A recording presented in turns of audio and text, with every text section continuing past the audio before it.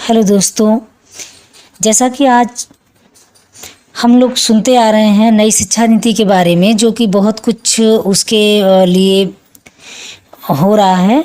तो आज हम उसके बारे में जानेंगे भी कि नई शिक्षा नीति है क्या और इसकी क्या क्या लाभ है, क्या क्या हानि है। तो आज हम इसके बारे में चलिए विस्तार से जानते हैं।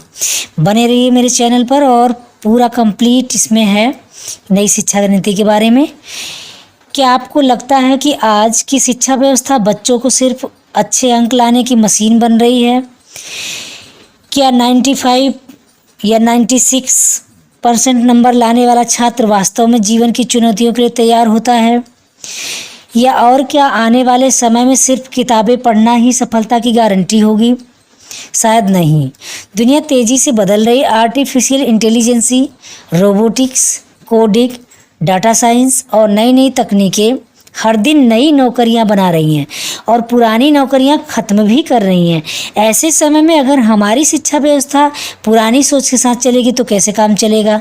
तो क्या हमारे बच्चे भविष्य की दुनिया में प्रतिस्पर्धा कर पाएंगे? यही सवाल है। भारत सरकार के सामने भी था, हमारे भी सामने है। इसी सोच के साथ 2020 में जो नई शिक्षा नीति लागू की गई, यानी नेशनल एजुकेशन पॉलिसी 2020, जिसे देश की शिक्षा व्यवस्था में पिछली कई दशकों का सबसे बड़ा सुधार माना जा रहा है। लेकिन सवाल यह है कि क्या नई शिक्षा नीति वास्तव में भारत की शिक्षा को बदल देगी? क्या इससे छात्रों का भविष्य बेहतर होगा?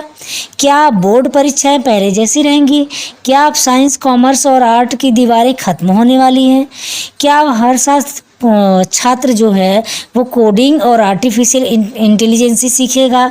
और सबसे बड़ा सवाल, क्या यह नीति केवल कागजों तक सीमित है या ज़मीन पर भी इसका असर दिखाई दे रहा है? मतलब आप समझ रहे हैं। आज की इस विशेष वीडियो में हम बिना किसी पक्षपात के केवल तथ्यों के आधार पर समझेंगे।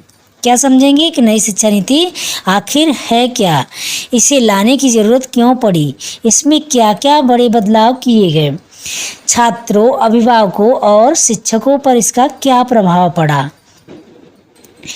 इसकी चुनौतियाँ क्या हैं और क्या यह नीति वास्तव में भारत के भविष्य को बदल सकती है। तो अगर आप एक छात्र हैं, अभिभावक हैं या शिक्षक हैं या भारत की शिक्षा व्यवस्था को समझना चाहते हैं तो इस वीडियो को अंत तक ज़रूर देखें और बने रहें इस वीडियो में, क्योंकि अगले 20 मिनट में आपको नई शिक्षा नीति की पूरी तस्वीर देखने को मिलेगी, आसान भाषा में, तथ्यों के साथ और बिना किसी भ्रम के। आप देख रहे हैं मेरा इस चैनल दुनिया संसार, जहां हम देश और दुनिया के बारे में महत्वपूर्ण मुद्दों को तथ्यों के साथ आपके सामने रखते हैं। चाहे वो किसी भी टॉपिक पर इस तरीके की वीडियो हम लाते रहते हैं, तो बने रहिए इस वीडियो में।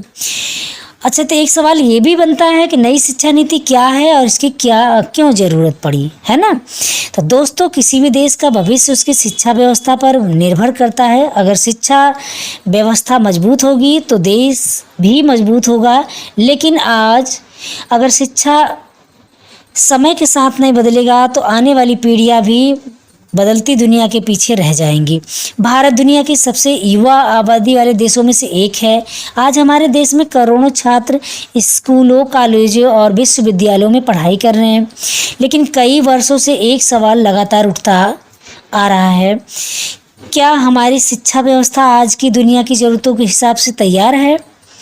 या लंबे समय तक भारत की शिक्षा प्रणाली यह एक आरोप लगता रहा कि यह रट कर याद करने से ज़्यादा महत्व दिया जाता है, जबकि समझने, सोचने और नए विचार विकसित करने पर अपेक्षाकृत कम ध्यान दिया जाता है। कई छात्र अच्छे अंक तो लाते हैं, लेकिन जब बात वास्तविक जीवन की समस्याओं को सुलझाने या टीम में काम करने या नई तकनीकी अपनाने की आती है तो उन्हें कठिनाइयों का सामना करना पड़ता है। जैसे बहुत सारे शिक्षक अनुभवी पड़े हैं पिछले, लेकिन आज की टेक्नोलॉजी उन्हें समझने में बहुत दिक्कत आ रही है, तो उन्हें भी बदलना पड़ेगा। इन्हीं चुनौतियों को ध्यान में रखते हुए भारत सरकार ने 29 जुलाई 2020 को नेशनल एजुकेशन पॉलिसी 2020 यानी नई शिक्षा नीति को मंजूरी दी। यही नीति इसलिए भी महत्वपूर्ण है क्योंकि इससे पहले देश में 1986 की राष्ट्रीय शिक्षा नीति लागू थी, जिसमें 1992 में कुछ संशोधन किए गए थे। यानी लगभग 34 वर्षों के बाद भारत की शिक्षा व्यवस्था में व्यापक बदलाव का प्रस्ताव रखा गया। नई शिक्षा नीति का उद्देश्य केवल पाठ्य पुस्तकें बदलना नहीं है, इसका लक्ष्य है छात्रों को रचनात्मक, क्रिएटिव बनाना, आलोचनात्मक सोच मतलब क्रिटिकल थिंकिंग विकसित करना, किसी भी पॉइंट पर वो सोच विचार कर सकें, समस्या समाधान, प्रॉब्लम सॉल्विंग की क्षमता बढ़ाना और उन्हें भविष्य की बदलती दुनिया के लिए बेहतर ढंग से तैयार करना। इसके साथ ही इस शिक्षा नीति में skill development, digital learning, vocational education, research और लचीले विषय चयन जैसे कई नए शिक्षा विचारों पर भी जोर दिया गया है। लेकिन किसी भी बड़ी नीति की तरह इस नीति को लेकर भी अलग अलग अपनी अपनी राय हैं। कुछ लोग इसे भारत की शिक्षा व्यवस्था में ऐतिहासिक बदलाव मानते हैं, जबकि कुछ विशेषज्ञों का कहना है कि इसकी सफलता इस बात पर निर्भर करेगी कि इसे देश के हर स्कूल और कॉलेज में कितनी प्रभावी तरीके से लागू किया जाता है। यानी नीति बनाना एक बात यह है, लेकिन उसे ज़मीन पर सफलतापूर्वक लागू करना दूसरी। तो अब सबसे बड़ा सवाल यह है, आखिर हमारी पुरानी शिक्षा व्यवस्था में ऐसी कौन सी कमियां थी जिनकी वजह से नई शिक्षा नीति लाने की ज़रूरत महसूस हुई। आइए अब हम इसी सवाल का जवाब विस्तार से समझते हैं। अब बात करते हैं कि उस सबसे महत्वपूर्ण सवाल की जिससे भारत की शिक्षा व्यवस्था में इतना बड़ा बदलाव लाने की नींव रखी। आखिर हमारी पुरानी शिक्षा प्रणाली में ऐसी क्या कमियां थी। अब बात करते हैं उस सबसे महत्वपूर्ण सवाल की जिसने भारत की शिक्षा व्यवस्था में इतना बड़ा बदलाव लाने की नींव रखी। आखिर हमारी पुरानी शिक्षा प्रणाली में ऐसी क्या कमियां थी। भारत की पुरानी शिक्षा व्यवस्था की कमियां ये भी हम देख लेंगे कि क्या कमियां थी। दोस्तों, किसी भी नई शिक्षा व्यवस्था को समझने से पहले यह जानना जरूरी है कि पुरानी व्यवस्था में आखिर क्या कमी थी। अगर पुरानी शिक्षा प्रणाली पूरी तरह सफल होती तो शायद नई शिक्षा की जरूरत ही नहीं होती। लेकिन समय के साथ यह महसूस किया गया कि हमारी शिक्षा व्यवस्था बदलती दुनिया की रफ्तार से पीछे छूटती जा रही है। आइए एक एक करके इसकी सबसे बड़ी कमियों को समझते हैं। पहली कमी, रटने वाली पढ़ाई। भारत की शिक्षा प्रणाली की सबसे बड़ा आरोप हमेशा से रहा है कि यहाँ समझने से ज़्यादा याद रखने पर जोर दिया जाता था। कई बार छात्र पूरी किताब याद कर लेते थे, लेकिन अगर वही सवाल थोड़े अलग तरीके से पूछ लिया जाए तो वो जवाब देना मुश्किल हो जाता था। यानी नॉलेज तो था, लेकिन अंडरस्टैंडिंग की कमी थी। इसका असर केवल परीक्षा तक ही नहीं बल्कि नौकरी और वास्तविक जीवन में भी देखने को मिलता था, क्योंकि असली दुनिया में केवल उत्तर याद होना काफ़ी नहीं होता था, समस्या का समाधान निकालना भी आना चाहिए। दूसरी कमी, मार्क्स की सफलता का पैमाना। हमारे समाज में अक्सर एक ही सवाल पूछा जाता था, बेटा कितने प्रतिशत आए। बहुत कम लोग पूछते हैं तुमने क्या सीखा। धीरे धीरे पढ़ाई का उद्देश्य सीखना नहीं बल्कि केवल अच्छे अंक लाना बन गया। इस दबाव की वजह से लाखों छात्र तनाव, चिंता, मानसिक दबाव का सामना करते थे। तीसरी कमी, स्किल्स की अनदेखी। आज की दुनिया में communication, leadership, coding, problem solving, creativity जैसी स्किल्स की बहुत ज़्यादा मांग है। क्यों मांग है? क्योंकि उससे बहुत सारी जो क्वालिटीज़ हैं डेवलप हो रही हैं। लेकिन लंबे समय तक हमारी शिक्षा व्यवस्था का मुख्य ध्यान केवल किताबों तक सीमित रहा। कई छात्र डिग्री लेकर कॉलेज से निकलते थे, लेकिन इंटरव्यू में अपना परिचय तक आत्मविश्वास के साथ नहीं दे पाते थे। यही कारण है कि कंपनियां अक्सर कहती हैं कि डिग्री होना और जॉब रेडी होना तो अलग अलग की बात है। इसकी और कमियां देख लेते हैं। प्रैक्टिकल नॉलेज की कमी।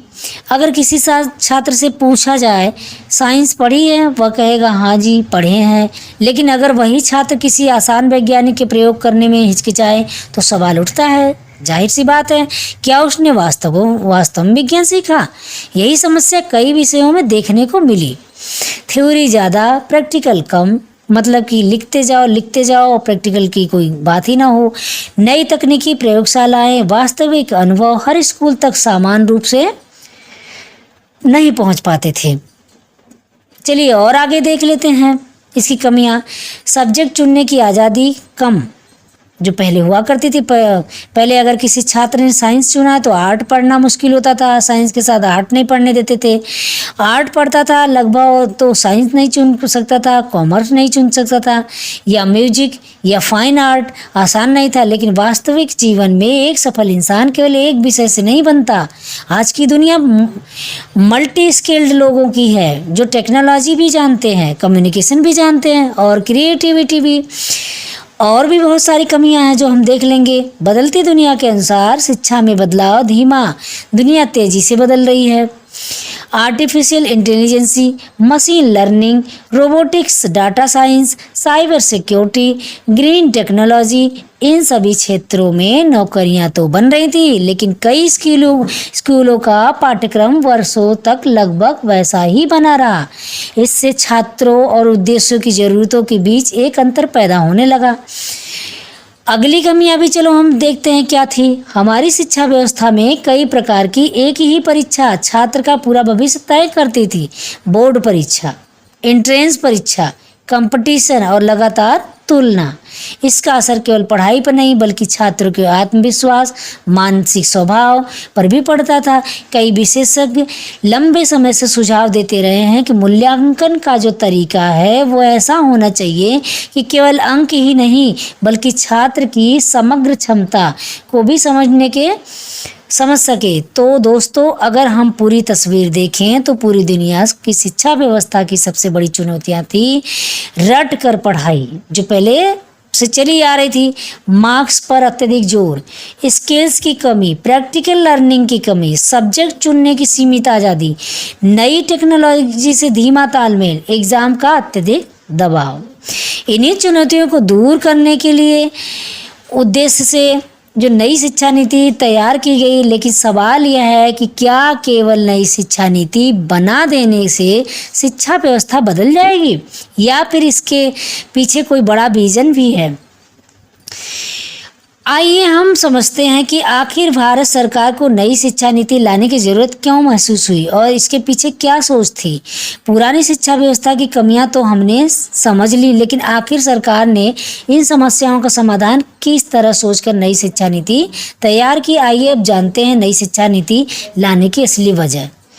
नई शिक्षा नीतियाँ लाई क्यों गई, इसे जानते हैं। तो दोस्तों, अब हम हमने जाना कि पुरानी शिक्षा व्यवस्था जो है वो उसमें कई कमियां थी, लेकिन अब सवाल यह है कि क्या सिर्फ उन कमियों को दूर करने के लिए ही नई शिक्षा नीति लाई गई? नहीं, जवाब है नहीं।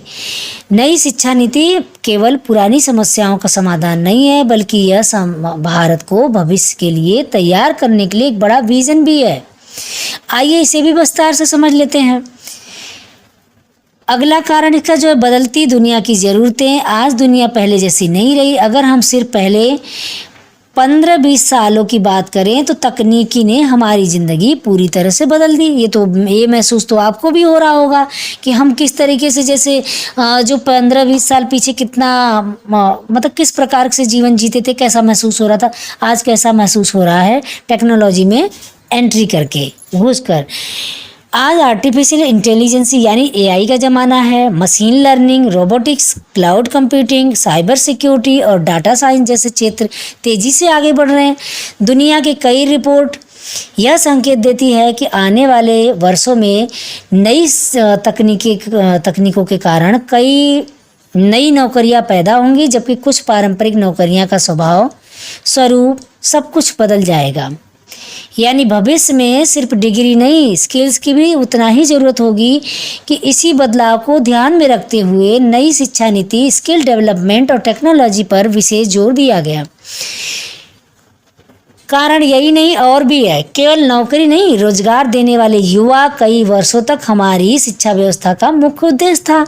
अच्छे अंक लाओ, अच्छी नौकरी पाओ। लेकिन आज भारत केवल नौकरी करने वाले युवाओं का नहीं बल्कि रोजगार देने वाले एंटरप्रेन्योर का भी बात कर रहा है। सरकार चाहती है कि छात्र केवल जॉब सीकर ना बने, जॉब देने वाला बने। इसीलिए नई शिक्षा नीति में इनोवेशन, स्टार्टअप कल्चर, रिसर्च और बहुत सारी चीज़ें जोड़ दी गई। जैसी सोच को भी बढ़ावा दिया गया।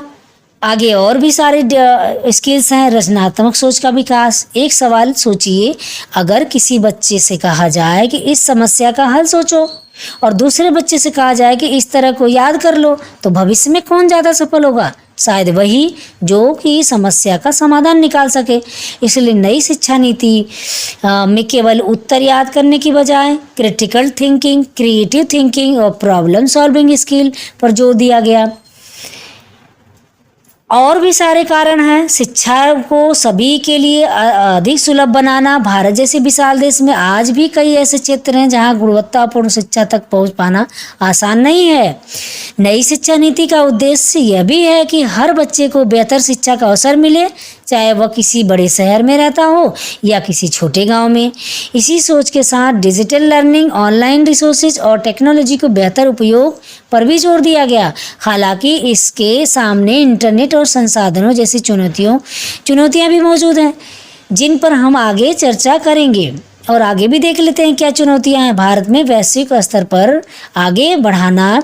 आज दुनिया का कई देशों में विश्वविद्यालयों, रिसर्च और इनोवेशन के लिए जानी जाती है। भारत में भी IIT, ISC, AIMS और कई अन्य संस्थान वैश्विक स्तर पर पहचान बना रहे हैं।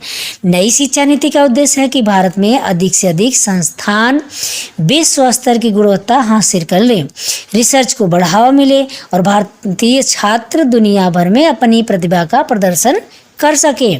बात यही नहीं रुकती और आगे भी है। 21वीं सदी के नागरिक तैयार करना। आज का समय केवल किताबों का नहीं है। आज जरूरी है communication skills, digital literacy, financial awareness, environmental responsibilities और नेटवर्क।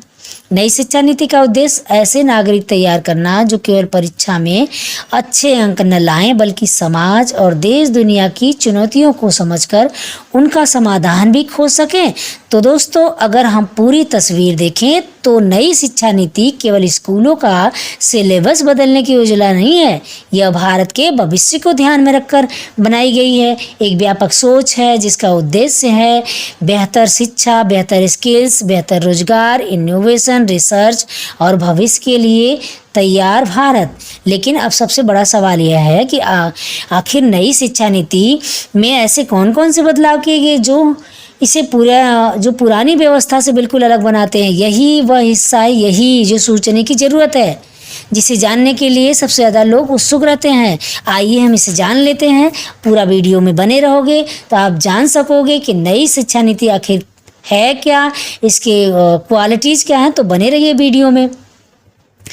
इसके 10 जो बड़े बदलाव हैं हम उसे भी देख लेते हैं। नई शिक्षा नीति जो कि 10 बड़े बदलाव के साथ है। आगे हम 10 पॉइंट का नाम लेंगे तो आप बने रहोगे तो देखोगे। दोस्तों, अब हम पहुंच चुके हैं इस वीडियो के सबसे महत्वपूर्ण हिस्से पर। यही तो बदलाव है जिनकी वजह से नई शिक्षा नीति पूरे देश में चर्चा का विषय बनी। NEP 2020 के 10 बड़े जो बदलाव हैं। बदलाव नंबर 1, 10+2 की जगह 5+3+3+4 स्ट्रक्चर। सबसे पहले बात करते हैं उस बदलाव की जिसके बारे में सबसे ज़्यादा चर्चा हुई। पहले भारत में शिक्षा प्रणाली 10+2 मॉडल पर आधारित थी, लेकिन अब इसे बदलकर 5+3+3+4 पर कर दिया गया है। इसका मतलब क्या है ये भी जानो। पहला चरण फाउंडेशन स्टेज जो 5 वर्ष 3 वर्ष की प्री स्कूल कक्षा 1 और 2, इस उम्र में बच्चों को खेल खेल में सीखने पर जोर दिया जाएगा। दूसरा चरण जो है प्रिपेयरी स्टेज 3 वर्ष कक्षा 3, कक्षा 4 और कक्षा 5। यहाँ बच्चों की भाषा, गणित और समझ विकसित करने पर ध्यान रहेगा। तीसरा चरण मिडिल जो स्टेज है 3 वर्ष कक्षा 6 और 7, कक्षा 8। अब बच्चे कॉन्सेप्ट बेस्ड लर्निंग की ओर बढ़ेंगे, मतलब कुछ और आगे समझने का अपना जो उनका कैपेसिटी बढ़ेगा। कोडिंग, प्रैक्टिकल लर्निंग की शुरुआत भी इसी चरण में हो सकती है।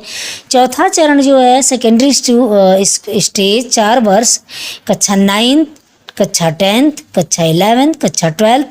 यहाँ बच्चों को अपने रुचि के अनुसार विषय चुनने में अधिक लचीलापन देने का उद्देश्य है। बदलाव नंबर 2 जो है, इसमें क्या है कि मातृभाषा में अपने जो रूरल एरिया, जो रीजनल एरिया है, वहाँ की भाषा में जब बच्चा पढ़ेगा तो ज़्यादा सीखेगा।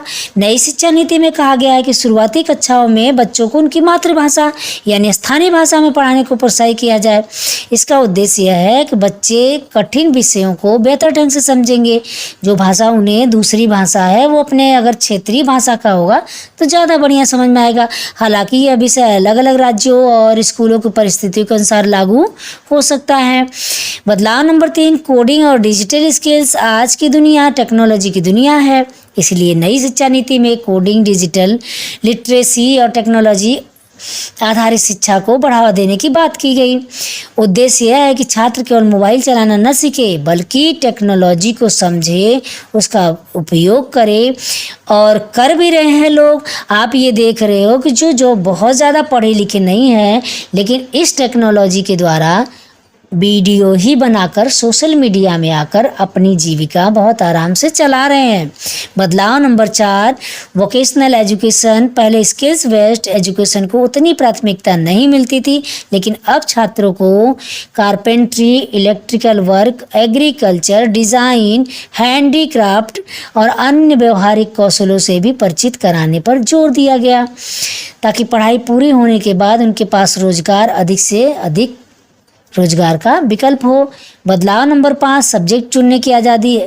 पहले अगर किसी छात्र ने साइंस ली तो आर्ट पढ़ना आसान नहीं था, लेकिन नई शिक्षा नीति का उद्देश्य है कि यह छात्र अपनी रुचि के अनुसार अगर विभिन्न विषयों में समायोजन या संयोजन चुन सके, जहां संस्थान और उपलब्ध व्यवस्थाएं इनकी अनुमति दे। उदाहरण के लिए कोई छात्र अगर फिजिक्स के साथ म्यूजिक पढ़ना चाहे तो पढ़े, या मैथमेटिक्स के साथ फाइन आर्ट पढ़ना चाहे तो पढ़े, तो भविष्य में ऐसे विकल्प अधिक उपलब्ध हो सकें। बदलाव नंबर 6 को भी देख लेते हैं। बोर्ड एग्ज़ाम में बदलाव। बोर्ड एग्ज़ाम पूरी तरह खत्म नहीं किए गए हैं, ऐसी बात नहीं है, लेकिन उद्देश्य यह है कि परीक्षा केवल रटने की क्षमता न मापे बल्कि समझ और विश्लेषण की क्षमता का भी आकलन करे। इसके लिए समय समय पर मूल्यांकन प्रणाली में सुधार की दिशा में प्रयास किए जा रहे हैं। बदलाव नंबर 7 भी देख लेते हैं कि रिपोर्ट कार्ड का नया जो स्वरूप है। पहले रिपोर्ट कार्ड में केवल मार्क्स दिखाई देते थे। नई सोच यह है कि छात्र के ओवरऑल डेवलपमेंट पर भी ध्यान दिया जाए, यानी communication skills, team work, behaviour, manners, leadership और क्रिएटिविटी और अन्य क्षमताओं का भी मूल्यांकन महत्वपूर्ण माना जा रहा है। बदलाव नंबर 8, हायर एजुकेशन में फ्लेक्सिबिलिटी। अगर कोई छात्र किसी कारणवश पढ़ाई बीच में छोड़ देता है तो भविष्य में उसके लिए वापस पढ़ाई शुरू करना पहले की तुलना में अधिक आसान बनाने की दिशा में व्यवस्था विकसित की गई है। अब साथ ही क्रेडिट आधार प्रणाली जैसी अवधारणाओं को भी बढ़ावा दिया गया है। जैसे अब हम बदलाव नंबर 9 में भी देखेंगे, बहुत कुछ बदलाव हुए हैं। रिसर्च पर जोर। नई शिक्षा नीति का एक बड़ा उद्देश्य है भारत में रिसर्च, किसी चीज़ को करके सीखना, और इनोवेशन मतलब कि मोटिवेट करना को बढ़ावा देना, ताकि भारतीय विश्वविद्यालय केवल डिग्री देने वाले संस्थान न रहे बल्कि नए विचार, नई खोज का भी केंद्र बन सके। बदलाव नंबर 10 जो है वो टीचर ट्रेनिंग। कोई भी शिक्षा प्रणाली अपने शिक्षकों से बेहतर नहीं हो सकती, क्योंकि जो चीज़ें जो प्रणाली आई हैं सदियों से टीचर ही रहा है जो करता आया है। लेकिन हाँ, अब नई नई टेक्नोलॉजी जब आ गई है तो इसलिए नई शिक्षा नीति में शिक्षकों के कॉन्टिन्यूअस प्रोफेशनल डेवलपमेंट पर भी विशेष जोर दिया गया है। उद्देश्य यह है कि नई शिक्षा नीति तकनीकों, आधुनिक शिक्षण विधियों और बदलती आवश्यकताओं के अनुसार स्वयं को लगातार अपडेट करते रहें। तो दोस्तों, नई शिक्षा नीति के इन प्रमुख बदलाव के उद्देश्य हैं बच्चों को बेहतर करके सीखने का वातावरण देना, पढ़ाई को अधिक प्रैक्टिकल बनाना, स्किल्स और टेक्नोलॉजी को बढ़ावा देना, विषय चुनने में अधिक लचीलापन देना, रिसर्च और इनोवेशन को प्रोत्साहित करना, छात्रों को भविष्य की दुनिया के लिए बेहतर तैयार करना। लेकिन अब इससे महत्वपूर्ण सवाल यह है कि इन बदलावों का सबसे बड़ा फायदा आखिर किसे मिलेगा? क्या छात्र वास्तव में इससे लाभान्वित होंगे या फिर सिर्फ अच्छी योजना बनकर रह जाएगी? आइए जानते हैं नई शिक्षा नीति से छात्रों को क्या क्या फायदा हो सकते हैं। नई शिक्षा नीति के बड़े बदलाव तो हमने समझ लिए, लेकिन हर छात्र और अभिभावक के मन में सबसे बड़ा सवाल यही है, क्या इन बदलावों से वास्तव में छात्रों का भविष्य बेहतर होगा? आइए अब इस पर विस्तार से बात करते हैं, थोड़ा समझने की कोशिश करते हैं कि नई शिक्षा नीति से छात्रों को क्या फायदा होंगे। दोस्तों, अब तक हमने नई शिक्षा नीति के बड़े बदलाव को समझा, लेकिन अब सवाल यह है कि इन बदलावों का सबसे बड़ा फायदा आखिर छात्रों को कैसे मिलेगा। अगर यह नीति अपने उद्देश्यों के अनुसार प्रभावी ढंग से लागू होती है तो इसके कई संभावित लाभ हो सकते हैं। आइए इन्हें विस्तार से समझते हैं। फायदा नंबर 1, रटने से ज़्यादा समझने पर जोर। पुरानी व्यवस्था में अक्सर छात्र परीक्षा के लिए उत्तर याद करते थे, लेकिन नई शिक्षा नीति में छात्र केवल उत्तर याद न करके बल्कि यह भी समझते हैं कि ऐसा क्या और क्यों होता है। उदाहरण के लिए, अगर छात्र फिजिक्स का कोई नियम पढ़ रहा है तो वह सिर्फ उसका सूत्र ही याद न करे, बल्कि यह भी समझे कि वास्तविक जीवन में कहाँ और कैसे लागू होता है। ऐसे पढ़ाई लंबे समय तक याद रहती है और भविष्य में अधिक उपयोगी भी साबित हो सकती है। फायदा नंबर 2, भविष्य की नौकरियों के लिए बेहतर तैयारी। दुनिया तेजी से बदल रही, एआई का ज़माना है और टेक्नोलॉजी का ज़माना है, ऑटोमेशन का ज़माना है, रोबोटिक्स का ज़माना है और डिजिटल टेक्नोलॉजी तो भाई पूछना ही क्या कहना है। इन सभी क्षेत्रों में लगातार नए अवसर बन रहे हैं, इसलिए नई शिक्षा नीति में टेक्नोलॉजी, कोडिंग, डिजिटल लिटरेसी और स्किल डेवलपमेंट पर जोर दिया गया। इसका उद्देश्य है कि छात्र केवल डिग्री लेकर न निकले, बल्कि भविष्य में बदलती ज़रूरतों के अनुसार खुद को भी तैयार कर सके। अपनी रुचि के अनुसार पढ़ाई कर हर छात्र एक जैसा नहीं होता। किसी को मैथमेटिक्स पसंद है तो किसी को म्यूजिक, किसी को स्पोर्ट और किसी को आर्ट। नई शिक्षा नीति इसी बात पर जोर देता है कि छात्रों को उनकी रुचि और क्षमता के अनुसार आगे बढ़ने का अधिक अवसर मिले। इससे पढ़ाई केवल एक बोझ नहीं बल्कि सीखने का आनंददायक अनुभव भी बन सकती है। आज की दुनिया में केवल किताबों का ज्ञान काफ़ी नहीं है, इससे काम चलने वाला भी नहीं है। इंटरव्यू में, ऑफिस में या बिजनेस में communication skills, leadership, team work और प्रॉब्लम सॉल्विंग जैसी क्षमताएं भी उतनी ही महत्वपूर्ण हैं। नई शिक्षा नीति में छात्रों के समग्र विकास पर जोर दिया गया है ताकि वे केवल अच्छे विद्यार्थी ही नहीं बल्कि आत्मविश्वासी नागरिक भी बन सकें। कल्पना कीजिए कि अगर कोई छात्र केवल किताब में विज्ञान पढ़े और दूसरा छात्र उसी विज्ञान को प्रयोगशाला में करके सीखे, तो दोनों में अंतर साफ दिखाई देगा। नई शिक्षा नीति का उद्देश्य प्रैक्टिकल लर्निंग को बढ़ावा देना है। इसे छात्र वास्तविक जीवन की समस्याओं को बेहतर तरीके से समझें और हल कर सकें। वैश्विक स्तर पर प्रतिस्पर्धा, आज भारतीय छात्र केवल भारत में ही नहीं बल्कि पूरी दुनिया में अपनी पहचान बना रहे हैं। नई शिक्षा नीति का उद्देश्य ऐसा और शिक्षा व्यवस्था की विकसित करना है जिससे भारतीय छात्र अंतर्राष्ट्रीय स्तर पर भी बेहतर प्रदर्शन कर सके। इसलिए रिसर्च, इनोवेशन और आधुनिक शिक्षा पद्धतियों पर भी जोर दिया गया है। तो दोस्तों, अगर हम इन सभी बिंदुओं को एक साथ देखें तो नई शिक्षा नीति छात्रों को केवल परीक्षा पास करने के लिए नहीं बल्कि जीवन के लिए तैयार करने का प्रयास करती है। इसका उद्देश्य है ऐसे युवा तैयार करना जो सोच सके, समझ सके, नई चीज़ों को बना सकें और बदलती दुनिया के साथ कदम से कदम मिलाकर चल सकें। क्या केवल छात्रों की भूमिका बदलने से शिक्षा व्यवस्था बदल जाएगी? बिल्कुल नहीं, क्योंकि इस पूरी व्यवस्था को सबसे महत्वपूर्ण कड़ी है हमारे शिक्षक। तो आइए अब जानते हैं नई शिक्षा नीति से शिक्षकों की भूमिका में क्या बदलाव आने वाले। किसी भी शिक्षा व्यवस्था में असली ताकत उसके शिक्षक होते हैं। अगर शिक्षक बदलते समय के साथ आगे बढ़ेंगे तभी नई शिक्षा नीति अपने उद्देश्य में पूरा कर पाएगी। आइए जानते हैं कि इस नीति में शिक्षकों के लिए क्या बदलाव है, क्या नई जिम्मेदारियां तय की गई हैं। नई शिक्षा नीति में शिक्षकों की भूमिका और बदलाव पर भी ध्यान देना पड़ेगा। दोस्तों, किसी भी देश में शिक्षा भी व्यवस्था उतनी ही मजबूत होती है जितने मजबूत उसके शिक्षक होते हैं। नई किताबें, नई तकनीकी और नई नीतियाँ तभी सफल होंगी जब उन्हें पढ़ाने वाले शिक्षक समय के साथ खुद भी आगे बढ़ें। इसलिए नई शिक्षा नीति में केवल छात्रों पर ही नहीं बल्कि शिक्षकों की भूमिका पर भी विशेष ध्यान दिया गया है। आइए जानते हैं इससे में क्या क्या बदलाव प्रस्तावित किए गए हैं। शिक्षक अब केवल पढ़ाएंगे नहीं बल्कि मार्गदर्शन भी करेंगे। पहले अक्सर कक्षा में शिक्षक बोलते थे और छात्र केवल सुनते थे, लेकिन नई शिक्षा नीति में अलग सोच प्रस्तुत करती है। इसमें शिक्षक की भूमिका केवल जानकारी देने तक सीमित नहीं है बल्कि छात्रों को सोचना सिखाएं, प्रश्न पूछने के लिए प्रेरित करें, स्वयं समाधान खोजने का उनका मार्गदर्शन करें। यानी अब क्लासरूम एक तरफा लेक्चर नहीं बल्कि दो तरफा संवाद बनने की दिशा की ओर आगे चल पड़ा है। डिजिटल स्किल सीखना, आज smart board, online classes, artificial intelligence, virtual lab और डिजिटल कंटेंट शिक्षा का हिस्सा बनते जा रहे हैं। ऐसे में शिक्षकों के लिए भी नई तकनीकों को सीखना आवश्यक माना जा रहा है। नई शिक्षा नीति कॉन्टिन्यूअस प्रोफेशनल डेवलपमेंट यानी नियमित शिक्षण पर जोर देती है ताकि शिक्षक बदलती तकनीकों के साथ अपने शिक्षण तरीकों को भी बेहतर बना सकें।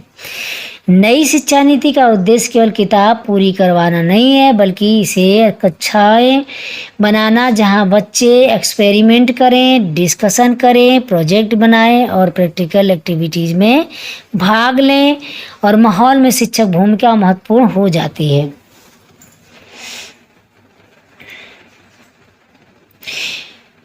इन सब का उद्देश्य शिक्षकों को लगातार बेहतर बनाना। दोस्तों, अगर नई शिक्षा नीति को सफल बनाना है तो केवल छात्रों का बदलाव काफ़ी नहीं होगा, शिक्षकों को भी नई सोच अपनानी होगी, नई तकनीकी सीखनी होगी और बच्चों को केवल परीक्षा के लिए नहीं बल्कि जीवन के लिए तैयार करना होगा। क्योंकि एक अच्छा शिक्षक सिर्फ पढ़ाता नहीं है, वह भविष्य बनाता है। लेकिन शिक्षा केवल स्कूल और शिक्षक तक सीमित नहीं है। बच्चों की पहली पाठशाला उसका घर होता है और उसके पहले शिक्षक उसके माता पिता। तो अब सवाल यह है कि नई शिक्षा नीति में अभिभावकों की क्या भूमिका होगी और उन्हें किन बातों का ध्यान रखना चाहिए। आइए अगले भाग में ये भी देख लेते हैं कि नई शिक्षा नीति में माता पिता की क्या भूमिका है।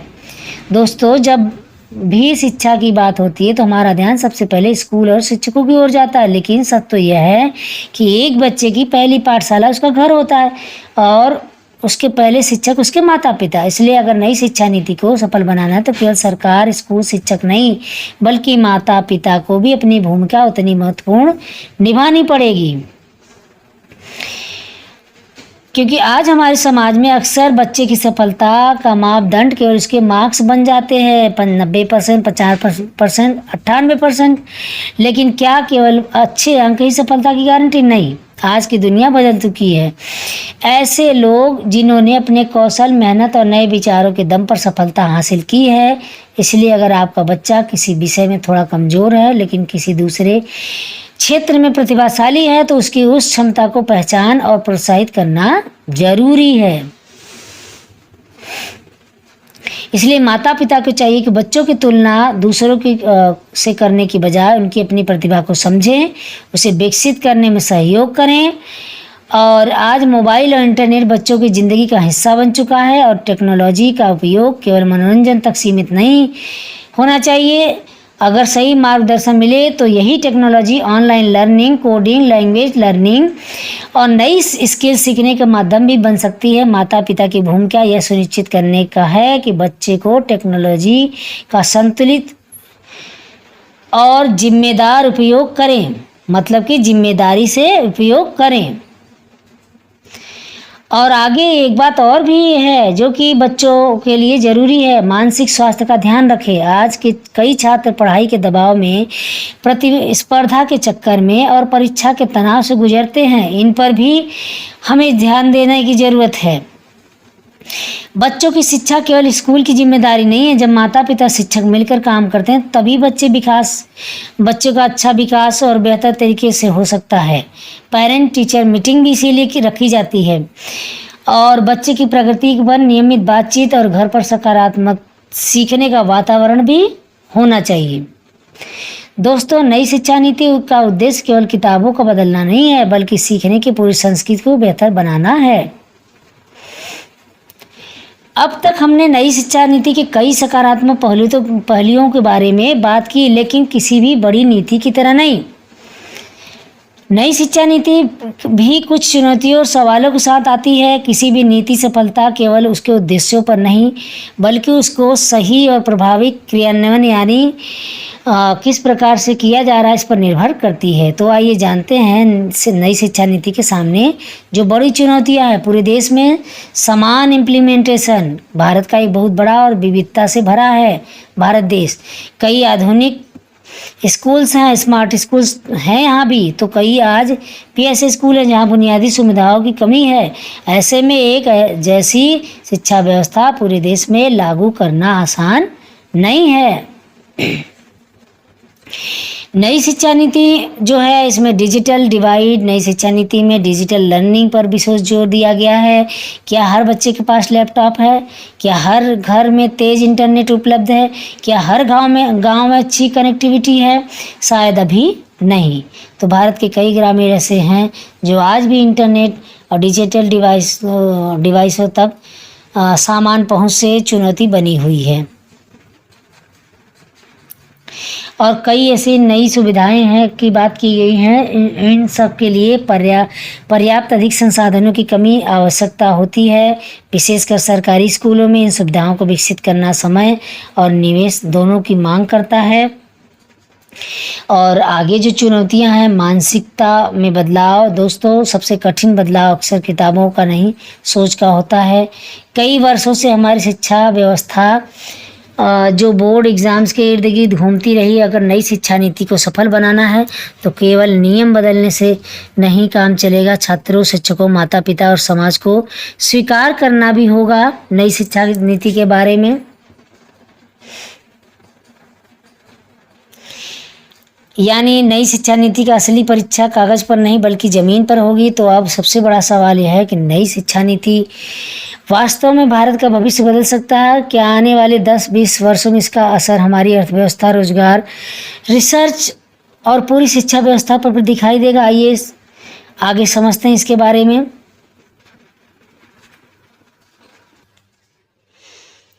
देखिए, जहाँ तक मुझे लग रहा है कि आप बोर हो रहे होंगे अब वीडियो सुन के और नई शिक्षा नीति के बारे में, क्योंकि नई शिक्षा नीति बहुत बड़ी है। तो बहुत सारे पॉइंट ऐसे हैं जो कि हम उसको निष्कर्ष करते करते कि आप बोर हो जाएंगे, थक जाएंगे। इसलिए हम अब निष्कर्ष की ओर चलते हैं कि इसका निष्कर्ष कुल मिला के क्या हो रहा है, क्या बन रहा है। तो दोस्तों, आज हमने विस्तार से समझा नई शिक्षा नीति 2020 आखिर क्या है, इसे लाने की ज़रूरत क्यों पड़ी, इसमें क्या क्या बड़े बदलाव किए गए, इससे छात्रों और शिक्षकों, अभिभावकों पर क्या प्रभाव पड़ा और इसके सामने कौन कौन सी चुनौतियां मौजूद हैं। अगर एक ही वाक्य में कहा जाए तो नई शिक्षा नीति केवल शिक्षा का ढांचा बदलने की कोशिश नहीं है, बल्कि यह भारत के भविष्य को नई दिशा देने की प्रयास है। लेकिन हर अच्छी योजना की तरह इसकी सफलता भी केवल कागज़ों पर नहीं बल्कि इस बात पर निर्भर करेगी कि इस देश के हर स्कूल, हर कॉलेज और हर छात्र तक कितनी ईमानदारी और कितनी प्रभावी तरीके से पहुंचाया जाता है। दोस्तों, आज की दुनिया तेज़ी से बदल रही है। जो स्किल्स का ज़रूरत है, हो सकता है 10 साल बाद उनकी जगह नई स्किल्स ले लें, लेकिन आज एक चीज़ कभी नहीं बदलेगी, सीखने की इच्छा। अगर हमारे बच्चे जिज्ञासु होंगे तो नए सवाल पूछेंगे, नई चीज़ें सीखेंगे और सीखने के लिए तैयार रहेंगे, तो वे किसी भी बदलती दुनिया में अपनी पहचान बना सकते हैं। और शायद यही नई शिक्षा नीति की सबसे बड़ा संदेश भी है। शिक्षा केवल डिग्री पाने का साध्य नहीं बल्कि जीवन भर सीखते रहने का एक यात्रा है। आपकी राय हमारे लिए महत्वपूर्ण है। अब मैं आपसे एक सवाल पूछना चाहती हूँ, क्या आपको लगता है कि नई शिक्षा नीति भारत की शिक्षा व्यवस्था को बदल पाएगी? क्या अभी भी इसमें कुछ बड़े सुधार की ज़रूरत है? अपनी राय हमें कमेंट सेक्शन में ज़रूर बताइएगा, क्योंकि आपकी सोच और इस चर्चा और इस भी बेहतर बना सकती है इस चर्चा को। अगर आपको यह वीडियो जानकारीपूर्ण लगी हो तो चैनल को लाइक करें, अपने दोस्तों में शेयर करें जो नई शिक्षा नीति के बारे में जानते हैं या नहीं जानते हैं, क्योंकि सभी लोग एजुकेटेड नहीं हैं या पढ़ लिख के नहीं बैठ गए हैं। लेकिन नई शिक्षा नीति मैं एक हिंदी में बहुत सरल भाषा में इसीलिए लाई थी कि सबको मालूम पड़े कि नई शिक्षा नीति आखिर है क्या, और उन सभी लोगों के साथ शेयर करें जो भारत की शिक्षा व्यवस्था को बेहतर तरीके से समझना चाहते हैं।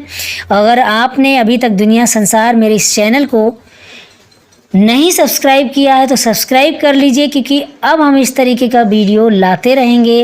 और बेल आइकन ज़रूर दबाएं ताकि इस तरीके का अगर हम कोई वीडियो लाएं तो आप तक पहुंचे आसानी से, क्योंकि इस चैनल पर हम देश दुनिया और सरकारी नीतियों, विज्ञान, तकनीकी और समाज से जुड़े महत्वपूर्ण और जो समाज में छोटी मोटी जो बातें होंगी हम वो भी लाएंगे। ऐसा नहीं कि केवल पॉलिटिक्स और राजनीति, नहीं भाई, जो हमारा समाज है, मेरे चैनल का ही नाम दुनिया संसार है, तो जो हमारे समाज में छोटी मोटी घटनाएं या जोक या जो भी होता रहता है मैं सब कुछ लेकर आऊँगी। और अगर लगे कि मैं लाइव आऊँ तो आप अपना कमेंट ज़रूर छोड़ें कि मैं लाइव आऊँ। तो इन तथ्यों को सरल भाषा में गहराई से चर्चा करते हैं और मैं इस दुनिया संसार चैनल जो कि आप देख रहे हैं, दुनिया संसार चैनल में मिलते हैं अगली वीडियो में। तब तक सीखते रहिए, सोचते रहिए, जुड़े रहिए, खुश रहिए, चुस्त रहिए, दुरुस्त रहिए, मस्त रहिए अपनी लाइफ में। नमस्कार।